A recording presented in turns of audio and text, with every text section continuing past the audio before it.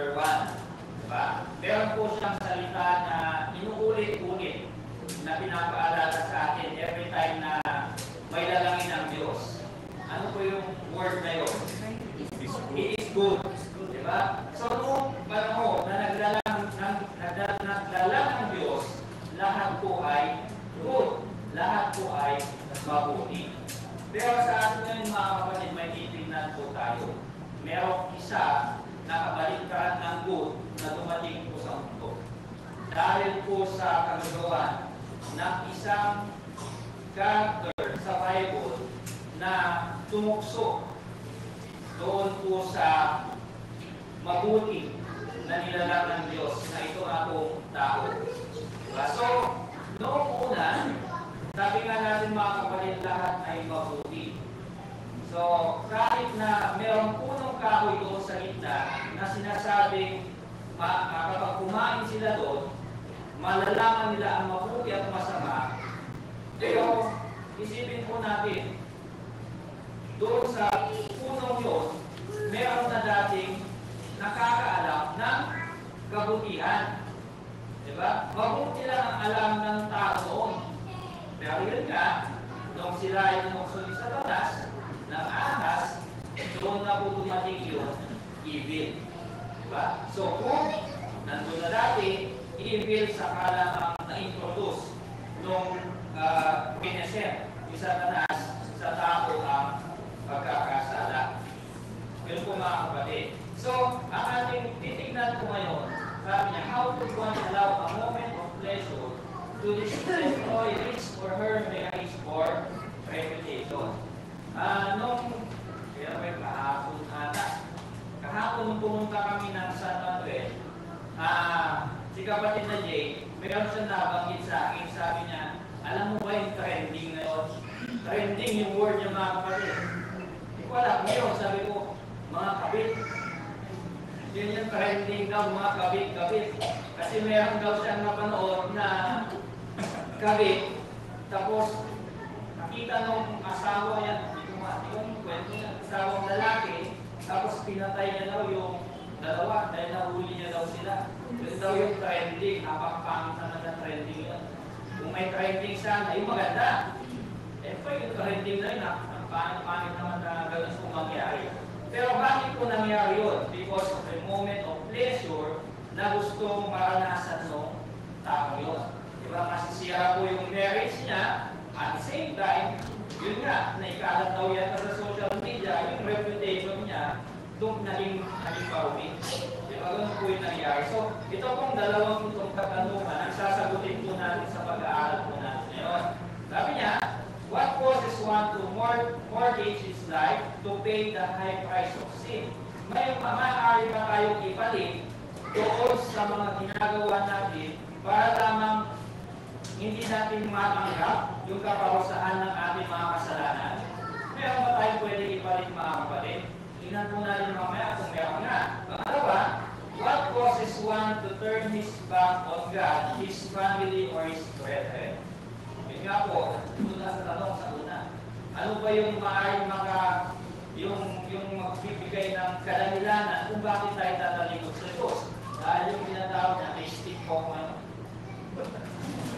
Kapag may magulo pa, maluwin ko.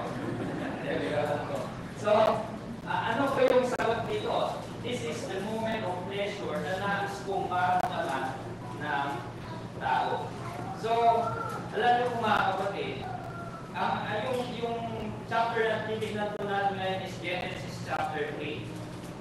Alam niyo po kung wala pong Genesis chapter 3, kung hindi po nangyari yung Genesis chapter 3, wala po tayong Bible ngayon. Wala po kayo din. Dahil po, the Bible is a book about sin. Diba? Yung maganda lang dito is yung Genesis 1 and 2 lamang. Bakit? Dahil po sa unang chapters na yun, sabi nga natin kanina, everything is good. Pero kung dumating yung chapter 3, yun na po na-introduce na po yung kasalanan. From Genesis chapter 3, hanggang po sa pinakadulo din ng Bible, paulit-ulit na nire-remind sa atin yung patungkol sa kasalanan na kinakailangan po natin iwasan. So, sabi niya po dyan, 1 and 2 sets forth men in his innocence, everything is good. Nung nagkasala po si Adan at si Eva, ano yung unang nabuksan sa kanila? Eyes. Ay nakita nila. Lubad sila. Pero ang una, okay lang. Hindi sila, ang tawag, hindi sila, ano siya?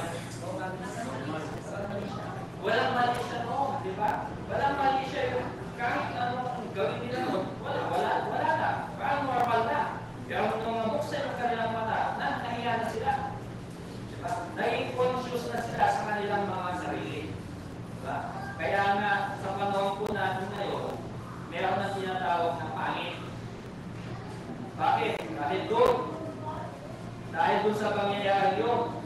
Noong una, magaganda, magwapo lahat. Pero nung nabuksan yung mga mata nila, may pangit na. Kaya siguro meron na usapan nyo ngayon. So, yun po yung isa sa mga naging hindi magandang kahihinatnan yung kasalanan na ginawa ni Adan at ni Eva, mga kapatid. Tingnan niyo po dito.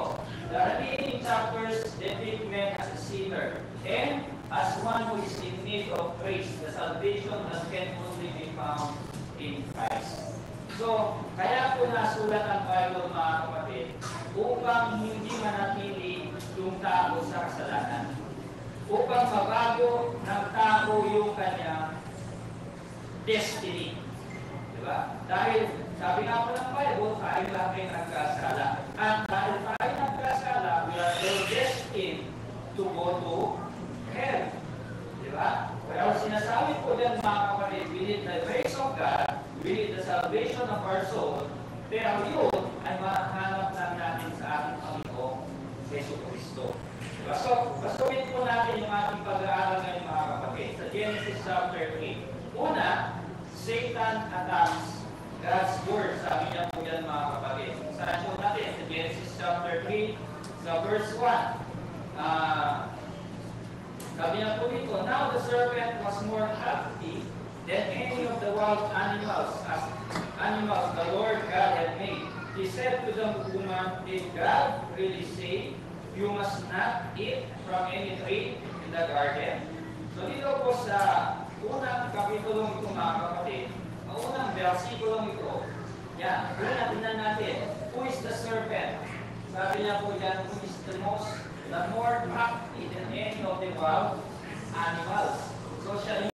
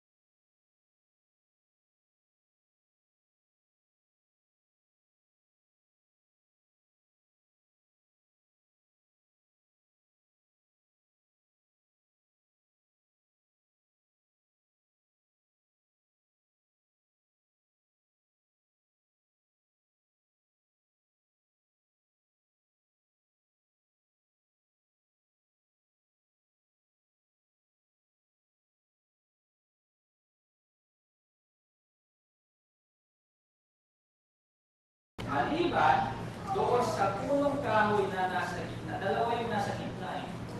Ano yung unang punong kahoy? The knowledge of good and The evil. knowledge of good and evil. Ano yung pangalawa? The tree of life. Yun yung dalawang punong kahoy na nasa gitna. Pero ang sinasabi ng Diyos na huwag kainin is yung isa, yung knowledge of the good and knowledge of good and evil. Diba? Pwede kainin yung tree of life. Pero alam na po natin, nung sila'y pinalayas na doon sa garden, anong sinabi ng Diyos? Bakit sila pinalayas? Dahil baka kumain sila no bunga ng tree of life at sila'y mabubuhay. Sabi niya. Diba? Kaya sila pinalayas na. Kaya na naparusahan sila. Kaya na dumating yung kamatayan sa atin dahil wala na sino man sa atin ay ang pwedeng kumain ng bunga ng tree of life. Diba? Ganun po yung nangyari mga kapatid. So, ano yung inilabas ni Satan po yan mga kapatid? Confusion. Nagdala po siya ng confusion sa isipan ng babae. Diba ganyan din sa Matthew chapter 4, sa verse 3, tinusok na ni Satanas itong si Jesus. Ano yung unang sinabi ni Satanas sa kanya? Kung tunay nga, ikaw ang anak ng Diyos. Diba? Yun yung unang tanong niya. Kung tunay nga, ikaw ang anak ng Diyos. Ibig sabihin, sigurado ka? Sigurado ka na ikaw ang anak ng Diyos? Diba ganun yung sinasabi niya sa kanya mga kapatid? At yun nga po yung nangyayari sa panahon po natin ngayon. Bakit? Maraming naniniwala na si Kristo ay hindi anak ng Diyos. Maraming naniniwala na si Kristo ay hindi Diyos. Diba sabi na tao lang yan eh.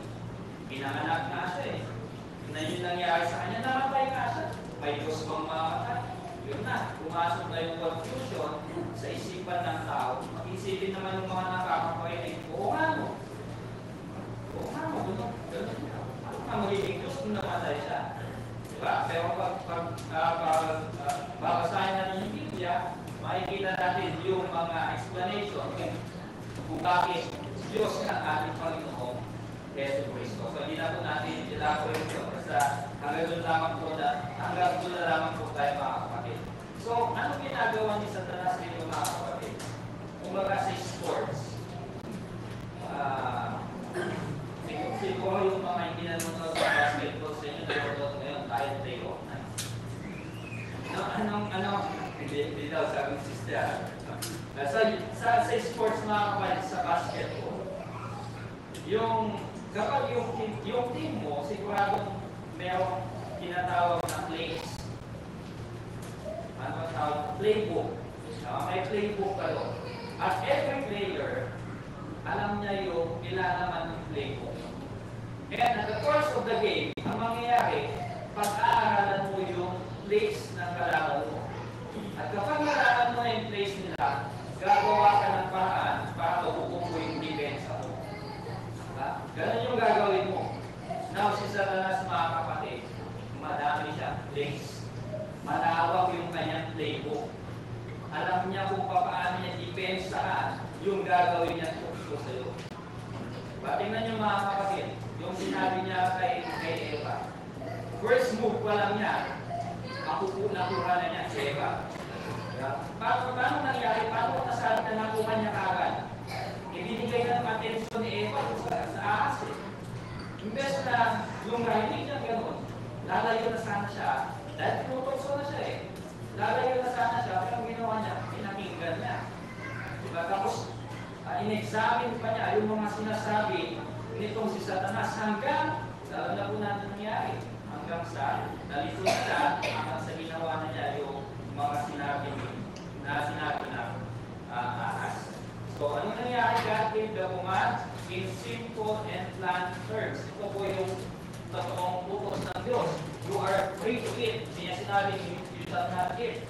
You are free to eat from any tree in the garden, but you must not eat. Ano yung sinasabi not eat? From the tree of the knowledge of good and evil, or when you eat from it, you will certainly or you will surely die. Sabi niya po yan mga kapatid. Alam po yan ni Eva. Diba? Genesis chapter 3 verse 20, pinulit po niya. Pero meron po, kung pansinin niyo po mga kapatid, may nakasulat dito na wala dito. May nakasulat dito na wala dito. Dito, kakainin lang. Pero dito may sinabi si Eva na dinagdag niya. Pero naniniwala ko na part din yun sa sinabi ng Diyos. Ano yung isang bagay na hindi nila dapat gagawin dito? Titingnan, hahawakan. Yan, hahawakan. Walang sinabing hahawakan dito, di ba? Pero dito sinabi, hindi pwedeng hawakan at hindi rin pwedeng kainin. Yun yung sinabi. So meaning, alam talaga ni Eva this is what, sabi niya, exactly what Satan and his followers are trying to get people today to doubt God's word. Halimbawa, mga kapatid, alam na po natin ito. Mark 16:16. Anong ginagawa po ng mga tauhan ni Satanas sa mga Kristiyano? Or sa ating lahat? Or kahit sa hindi mga Kristiyano? Anong sinasabi mo nila dito? Ito po yung discussion natin last week, Brother Rudy. Whoever believes and is baptized shall be saved. Pero ang sinusunod po na yung pangalawa. Bakit? Dahil sinabi pa, whoever does not believe will be condemned. Tingnan nyo, believe lang naman yung nakalagay na. So, if you believe, you will not be condemned. Diba? Kaya ano yung explanation ni Brother Rudy last Sunday? Ano yung believe na sinasabi nito? If you believe, yung mga nakasulat sa taas. Diba? Ano yung sabi niya eh? If you believe, yung nakasulat sa taas, you will be saved.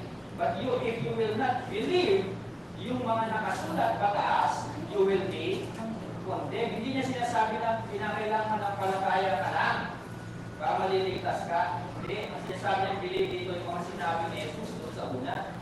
Diba? Yun yung explanation po sa atin ito Sunday. Diba? Kaya binabago po ng karamihan. Diba? Kaya, hindi po mga kapatid. Kaya sinasabi din namin kung minsan, hindi kami perfecto dahil totoo naman. Hindi lahat ang sinasabi namin tama. Tignan yung sinabi ni Apostol Pablo. Let God be true and every human being a liar. Sabi niya po dyan mga kapatid. Kung anong ibig sabihin, lahat tayo sinungaling. Sino yung magsasabi na sinungaling siya?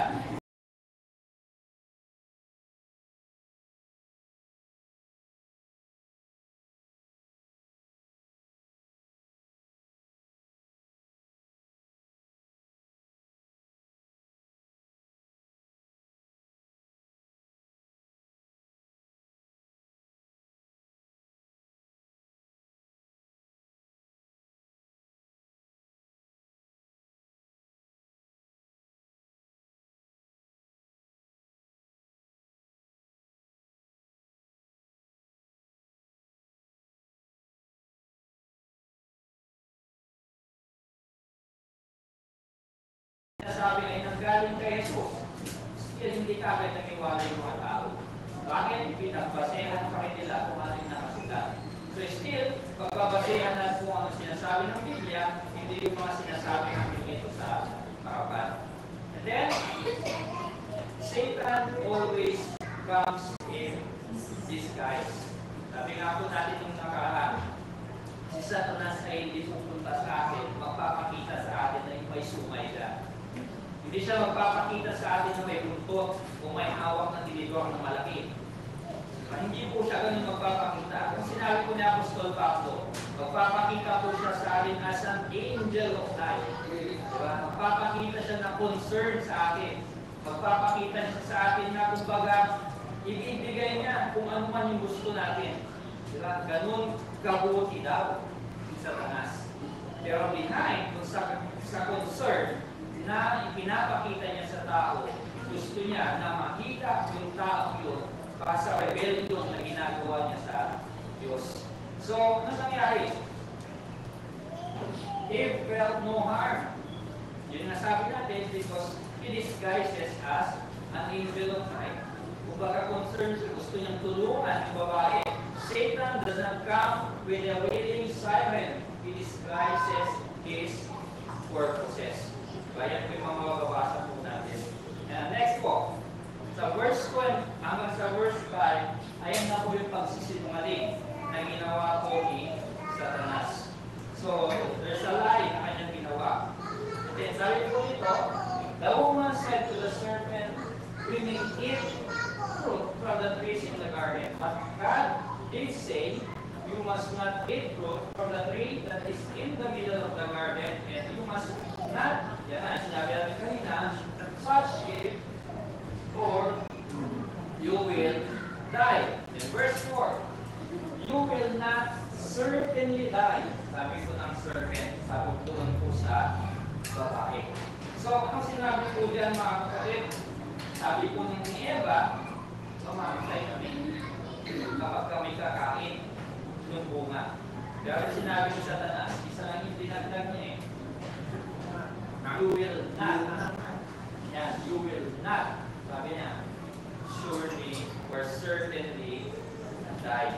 So, ano po pumapasok dyan mga kapatid? Ako, presumption or assumption.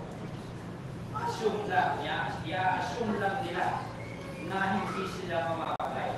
Diba? Kumbaga, katulad po dito mga kapatid, yung iba, iniisip nila na a simple act of disobedience, hindi naman siguro mabigat, magiging parusaw.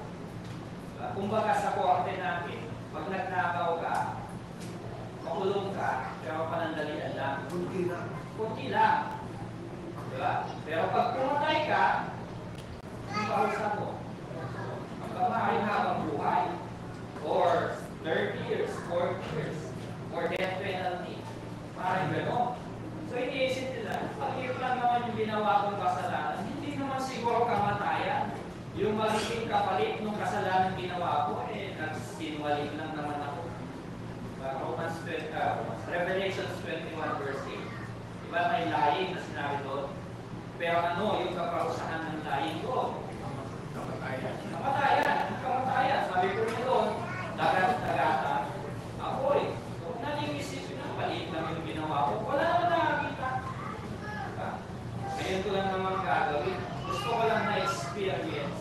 Diba? Mga ganun mga kapatid. So, hindi po, huwag ko natin isipin yung mga ganun, mga bagay mga kapatid.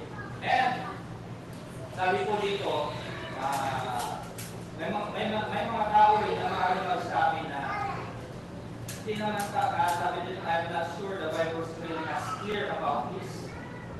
Hindi naman clear na sinabi ng Biblia na bawal yung isang bawal yung ganitong bagay. Diba? Mga bawal ng mga kapatid. Halimbawa, kahapon po doon sa Bible study na pinuntahan po namin.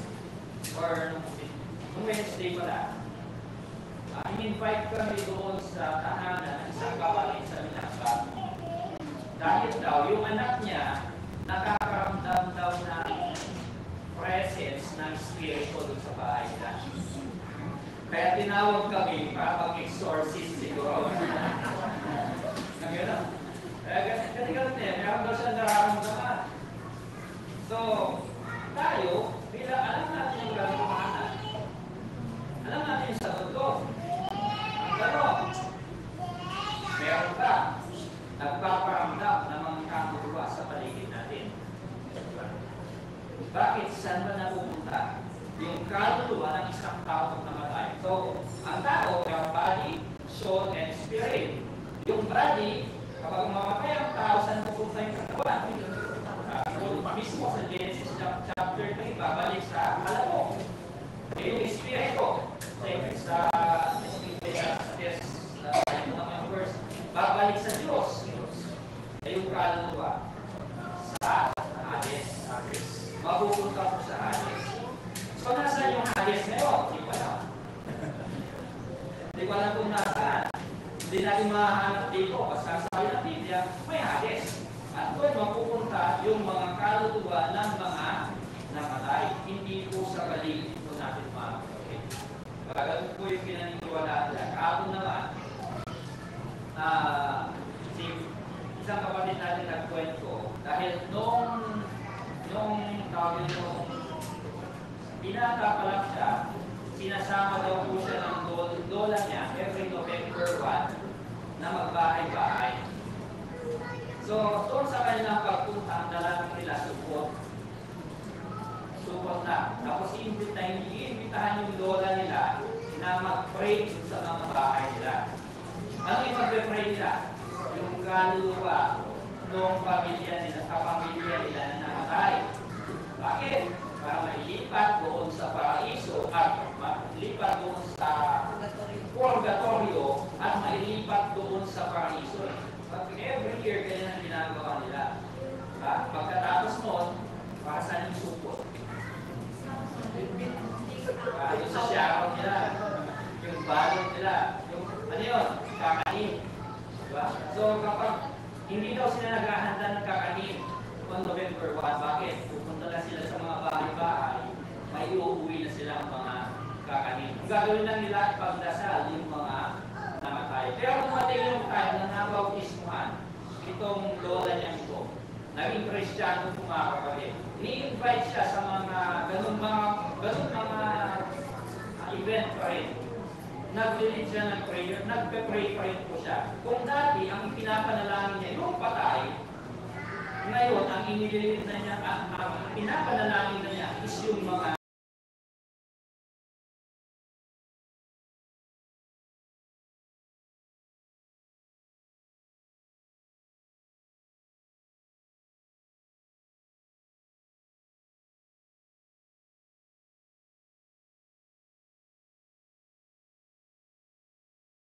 sa istorya ni Lazarus at yung mayaman. Diba yung mayaman, ipinapanalangin niya na sana yung mga kamag-anak niya, mga kapatid niya na nabubuhay pa, eh hindi gawin yung mga ginawa niya nung nabubuhay pa siya. So meaning, siya yung nananalangin. At sinasabi naman po sa atin na mga buhay, ang panalangin po natin is yung mga kasama natin na bubuhay. Si David, nung nagkasakit po yung kanyang anak, pinapanalangin niya na sana gumaling. Pero nung namatay na, itinigil na niya yung pananalangin doon sa kanyang anak. Bakit?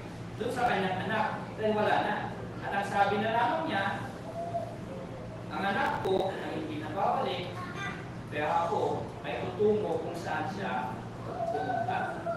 Ayun na lamang po yung nasabi niya, pero hindi na niya pinanalangin after that. Then, sa verse 5 naman po mga kapatid, tignan niyo po dito. For God knows, sabi niya, the serpent, that when you eat from it, your eyes will be opened and you will be like God, knowing good and evil. So ano pong gustong ipasok isa lang sa isipan ng babae? Ang vision. We are created in the image and likeness of God. Pero ang tao hindi makontento. Ang tao gustong maging katulad ng Diyos. Diba? Kung pwede naman na maging katulad tayo ng Diyos, di tayo na lang yung tayo na lang yung magbibigay ng rules sa sarili natin buhay. Tayo na lang yung magsasabi kung ano yung mabuti at kung ano yung masama. Diba? Ganun ang mangyayari kapag tayo ay maging Diyos. Diba? Hindi na kinakailangan ng Diyos na nasa langit na magsabi kung ano yung gagawin ko. Gagawin ko na lang kung anong gusto ko dahil ako nga ay isang Diyos. So, ang vision, yung pumasok sa isipan ko ng babae.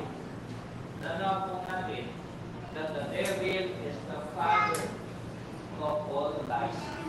You are of your father, the devil, sabi niya. Then, sabi po dito, he was a murderer from the beginning. He does not stand in the truth.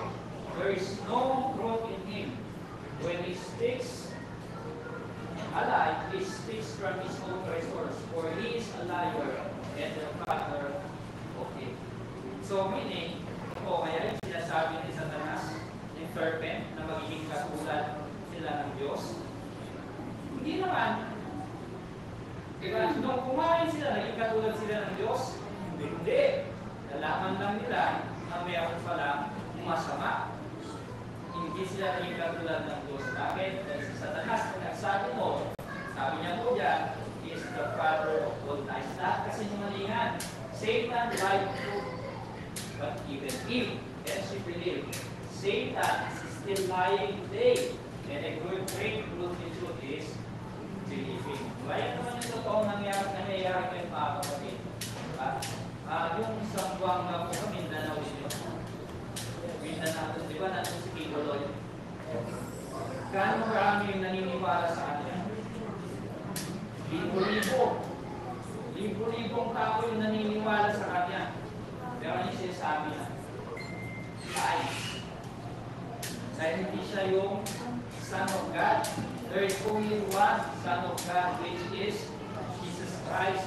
Sabi po sa Jude, mga kapatid, wala nang ibang Jesus na paparito pa sa lupa upang magliligtas sa atin dahil ginawa na lahat ni Jesus nung siya po ay pumarito.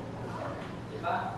Wala na pong ibang magliligtas sa sangkatauhan, but still, many believe yung mga kasinungalingan na yun. Satan tried to give, he only added one word. No or not. You will not surely die. Sabi niya po dyan, Satan tricks Eve into focusing on one thing. The forbidden one to forget about all the other trees. Baga, ang sinasabi niya po dyan mga kapatid, some focus on a moment of pleasure and forgot about the other blessings. Napakaraming blessings po ng Diyos sa atin. Spiritual blessings, health, family, diba? Salvation or forgiveness of sins. Yun po yung mga blessings ng Diyos sa atin. Pero anong pinapalit ng tao kung sa mga blessings na yun? Sa moment of pleasure. Yung panandaliang kaligayahan. Kung minsan, ang panandaliang kaligayahan na ito ay natutulot sa atin pagkakasama. Satan shifts our focus doon sa mga blessings na binibigay ko ng Diyos. So, nasa kalahati ng 540, medyo bilisan naman natin. The avenues of sin. Saan ang gagaling ang tukso?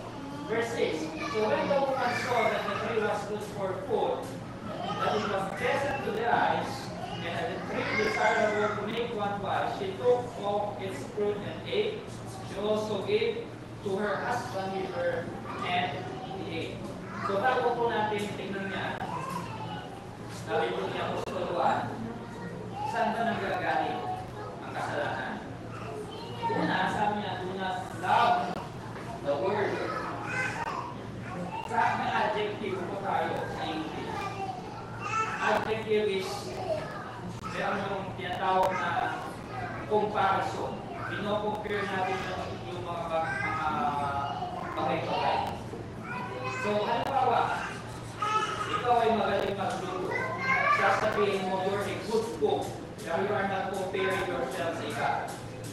Kapag gusto mo i-compare yung sarili mo sa iba, meron yung tinatawag na comparative. You are a better cook than itong tao ko. Pero kapag i-compare mo naman yung sarili mo sa pagkalahatan, meron yung tinatawag sa adjective na superlative. You are the best cook, meaning hindi lamang sa dalawa or tatlo, kundi sa lahat na. You are the best cook. Diba? Meron tayo dito si Sister Mercy. She is the best cook. Lalo na nakapagpay tumaking na trikilya dyan. Napakasarap. So, ganun po mga kapatid. Pero meron naman yung mga words na hindi mo pwede i-compare dahil as a whole, it is already a superlative. Kung ba yung salita, unique. Pwede mo bang sabihin na more unique or most unique? Hindi na. Dahil yung word na unique, yun na yun. Kumbaga, kakaiba, walang katulad. Kumbaga, best na yun. Yung salitang love na sinasabi po ng Bible mga kapatid is superlative adjective. Bakit? Kumbaga, yung love na sinasabi po ng Diyos na gawin natin sa Kanya is yung kabuuan na. Ano sabi ng ba yung pinakaunang utos ng Diyos? You shall love the Lord with all your heart, with all your mind, with all your soul, with all your strength. So yung love na sinasabi niya, yung kabuuan na. So meaning, hindi niya gustong may kahati doon sa pagmamahal na yun. Pero dito, sinasabi po ni Apostol Juan na mayroong ibang iniibig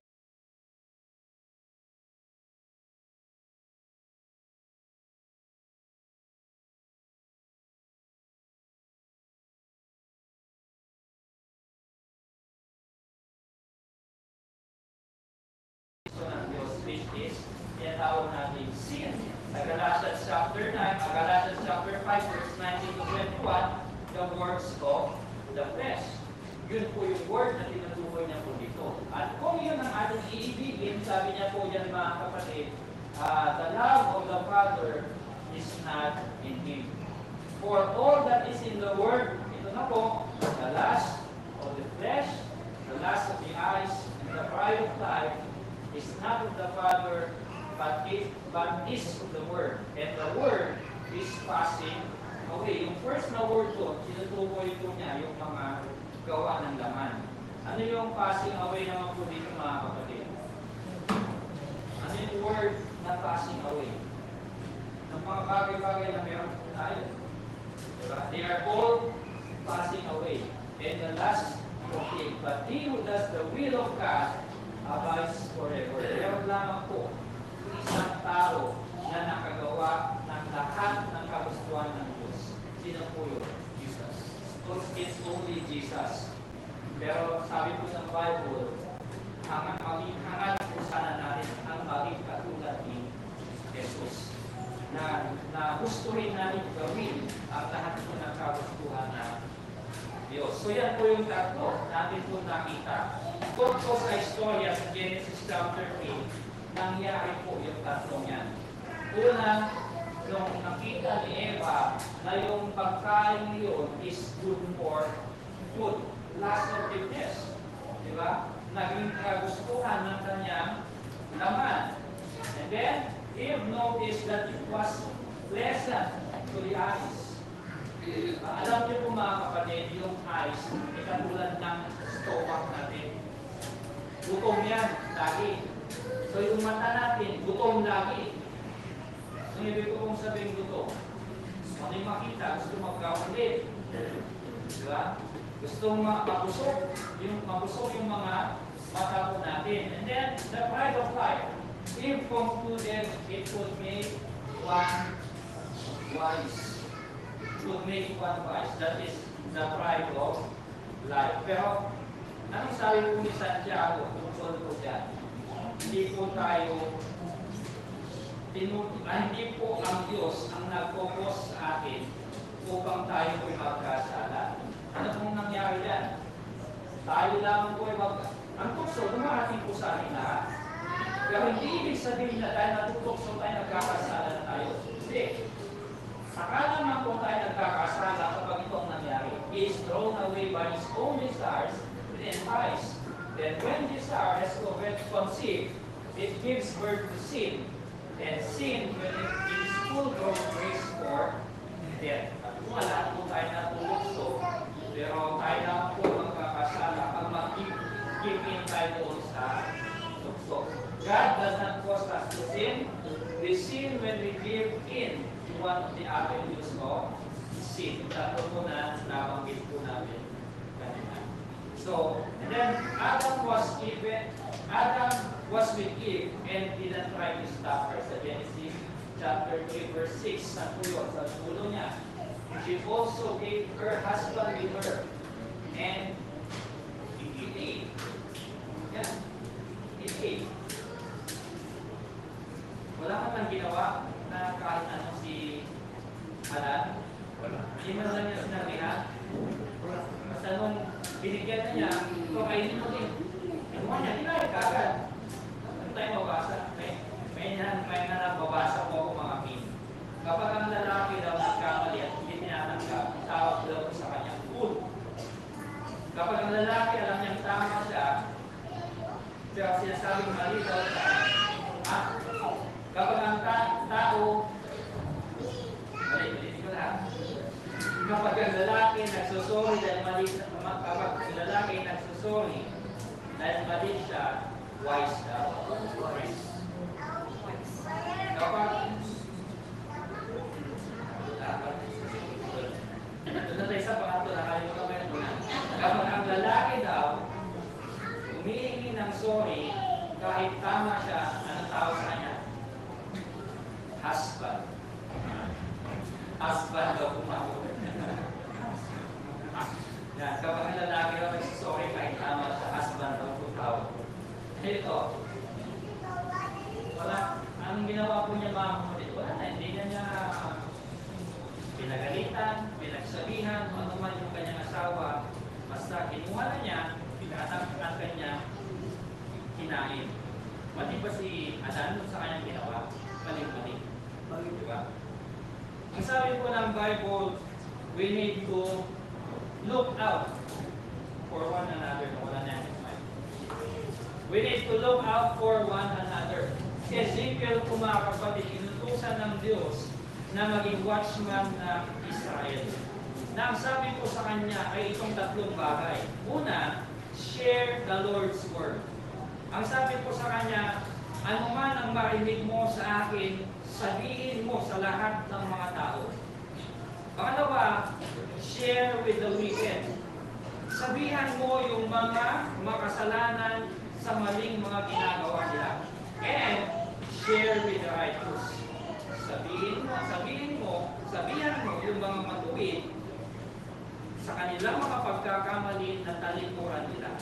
Ikaw ang inuutusan mo, sabi niya po dyan, na tumingin sa kanila. Anong ibig sabihin tumingin? Titigan lang niya? Alagaan niya sila. Diba? Itama niya lahat ng kanilang mga pagkakamali. Siya yung magiging spokesperson ng Diyos sa mga taong ito. Diba? Ilalayo niya sila sa kapahamakan. Sabi po dito, we need to warn people of their sins for two reasons. First is to save a soul from death. Wala po yan lahat.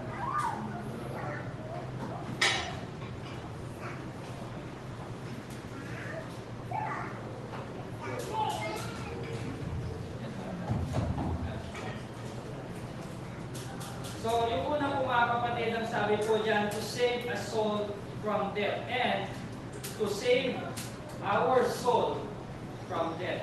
Kung babalikan po natin yung istorya ni Ezekiel, kung hindi niya gagawin yung kanyang trabaho na pagsabihan yung mga tao, pati siya mapapahamak.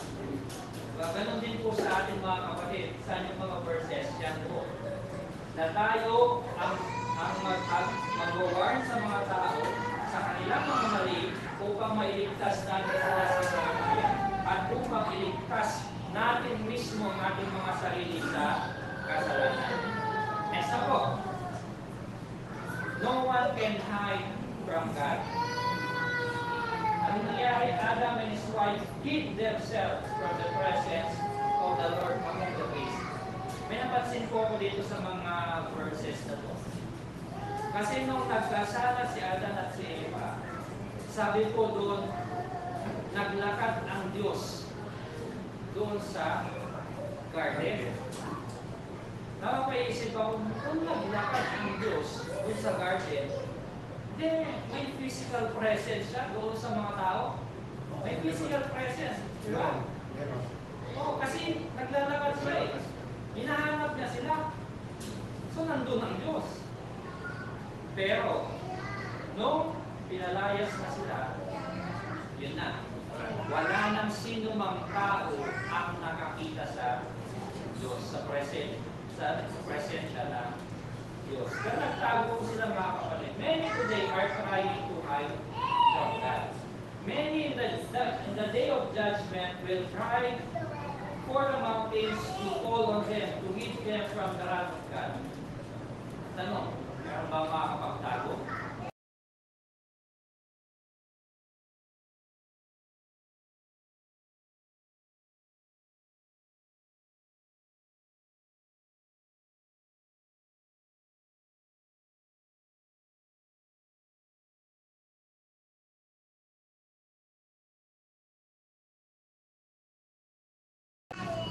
Wala po tayo may tatago dahil alam ko ng Diyos ang lahat ng mga bagay.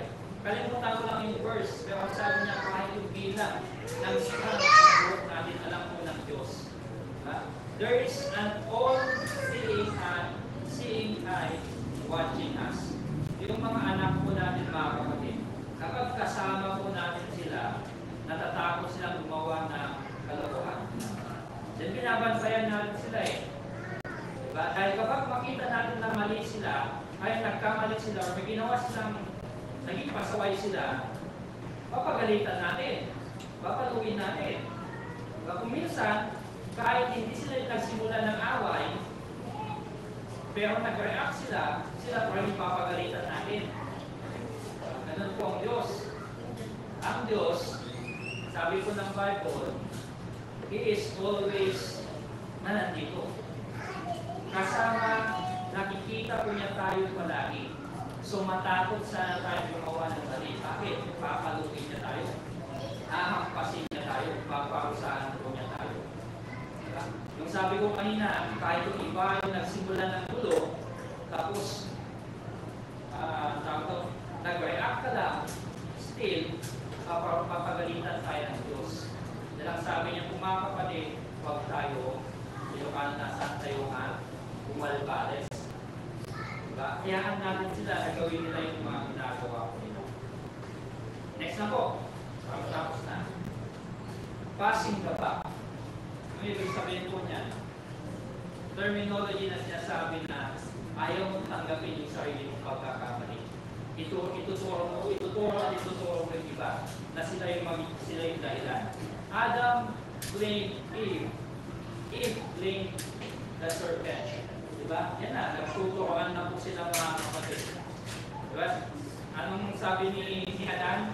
Ito kasing babae. Ano ginawa mo? Diba? Parang sinisisipin niya ng Diyos. Ito kasing babae na ginawa mo eh. Binigyan niya ako. Kanina, di ba yung kanina, yung sabi, nabasa na lang kanina, nung binigay sa kanya, kinuha naman kagad. Pero ngayon, ito kasi, yung babae naman, yun na. Teacher mismo na yun, na-explain na niya ng yun.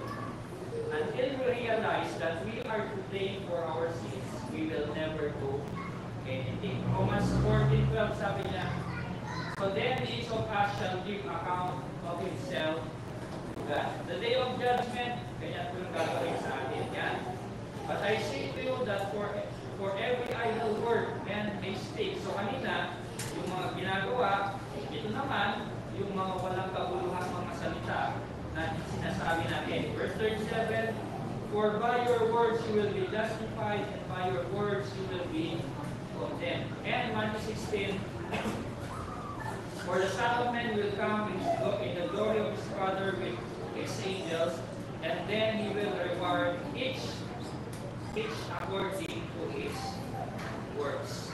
So, sa day of judgment, mga kapatid, saan po tayo ang kaiharap sa hukuman ng Diyos at iharap po natin sa Kanya yung mga ginawa natin mabuti man or ito po ay masama. And the next, last na yata ito, 14 to 15, ay hindi isa pa. The promise of the Messiah. Sabi po niya dyan, yung una, verse 14, pinarusahan po niya yung ahas. Ang sabi po dyan, because you have done this, you are cursed more than all the cattle. So, sino yung pinaparusahan po niya dyan? Sino yung sinusumpa niya dyan? Yung serpent, si Satanas, yung ahas. And then, verse 15, ito yung maganda. And I will put enmity between you and the woman, and between your seed and her seed. He shall bruise your head, and you shall bruise his heel. Ano pong ibig sabihin ng last part na yan? Gawin po natin literal. Yung ahas, kaaway yung babae. Anong gagawin yung babae para mawala yung ahas? Sisipain niya, hapakan niya. Pero anong gagawin yung ahas? Dahil inaapakan siya. Kakaganin niya. Pero still, apak-apakan ng babae hanggang sa mamatay siya. Ganun po yung sabi po dyan mga kapatid. But, hindi pala yung babae, yung seed pala. Yung seed na yun, sino po yun? Jesus. It is Jesus Christ. Ano pong ginawa niya kay Satanas? Yun din, naapak-apakan niya. Pumunta siya dito sa lupa, nagkatawang tao, para sa lahat ng mga tao na pinakailangang talikuhan ang mga masamang mga gawa natin. Diba? So inapak-apakan niya, pero ang ginawa ng ahas, tinuglaw si Jesus. Kinagat si Jesus. Paano siya kinagat? Inamit yung mga tao. Yung ginawa ng mga tao, ipinapako siya sa Diyos. Pero nagwagi yung mga tao, nagwagi si Satanas, hindi. Bakit? On the third day, he rose again. At tinalo niya ang katayan. At tinalo niya si Satanas dahil sa ginawa niya. Ganun mga kapatid. Kailan po yan? When God sent His Son at a perfect time. So there is a punishment that comes to those who disobey God. Sabi niya po dyan. Yung kanina, pansinin niyo po mga kapatid, sa verse 14, sino yung sinumpa niya? Satanas. Si Satanas. Dito sa verse 17, may sinumpa ulit siya eh. Nung sinabihan ng Diyos si Adan, sabi niya, because you have heeded your voice, siguro nanginginig na si Adan dyan. Dahil sinumpa yung ahas, baka isusumpa na rin ako. Tignan niyo kung sino yung sinumpa. Sino ba yung sinumpa dyan? Tignan niyo nga, yung pula. Hindi yung lalaki. Hindi yung babae. Ano po? First is the ground. Hindi po niya dinirect na sinumpa yung lalaki. Kumbaga, dinivert niya sa ibang bagay. Diba? At, dali lang, nakita ko yung kopya ko dahil nabasa ko lang din po ito. Yan. Ito. Dinivert niya doon sa lupa yung sumpang yun. At iniisip ko po kanina mga kapatid, bago ko sabihin yung nabasa. Kung dinivert niya yung sumpa doon sa lupa, so parang lahat na ng bunga na nanggagaling sa lupa, pagtitulog ng kamatayan. Di ba? Ano yung parusa nila dahil sa pagkakasala nila? Death. Anong klaseng death? Ito pa. Spiritual and physical death dumating sa tao. So kung minsan, isip ko, ano ay ibig sabihin nito? Pati yung pinakain natin, nagdudulot na ng kamatayan sa atin. Tama naman, di ba? O kapag nasobrahan mo yung isang bagay, isang pagkain, yan, sakit. Diba? Itong nakaraan, dire-diretso yung mga pinupuntahan na yung Bible study. Dire-diretso din yung camping namin. Problema, baka kami ang makamuming camping. Sabi ni Sir Franjero, baka iba na sinasabi namin, or yung epekto, yung kinakain namin, baka yun yung mga kasiyahan sa amin. So, parang ganun na, yun nangyari. Diba? Parang yun yung sumpa na napunta doon sa mga kinakain namin. Dahil yun yung sabi natin, sa mga kinakain namin. Pero, tinan po natin yung ibig.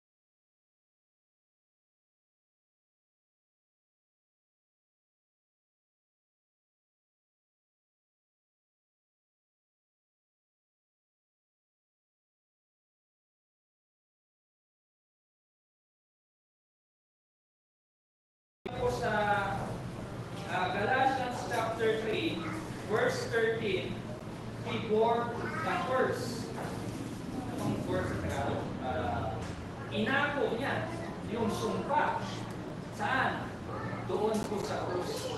Tayo sana'y mamatay sa ating mga kasalanan, pero inako niya yung kaparusahan yun doon po sa krus na yun. Siya yung nagsumpa, pero siya yung tumanggap ng sumpa. Para kanino? Para sa sanlibutan. Para sa tao. So ano yung punishment po ni Eve? Faith in childbirth. Nakita ko lang yung picture na yan. Hindi ko lang ibig sabihin. Yan. So paano mga anak ang babae? Yan. But her husband was rolled over her. The second na punishment. How about Adam? Adam, he would have to battle with. Food would no longer be freely provided, meaning they will not experience paradise anymore. Dahil lahat mo, nandiyan na lahat mo, libre lahat, pwede lang kainin lahat. Pero ngayon, lalo na sa panahon po natin ngayon, trabaho ka. Naalala ko lang yung sinabi ni Padre kahapon. Kapag lilipat ka daw sa bagong bahay, ano ito na magpapasok? Sa kanya ko lang narinig ito kahapon. Bigas. Bakit bigas? Bakit nga daw bigas? Sabi po niya, para daw hindi mawalan ng bigas sa bahay. Hindi daw kayo maubusan ng bigas. Ang tanong niya, paano kung tamad ka? Paano kung tamad ka, ayaw mo magtrabaho? Hindi walang bigas. Pinasok ko naman yung bigas mo na. Tamad ka nga. Paano ka magkakabigas?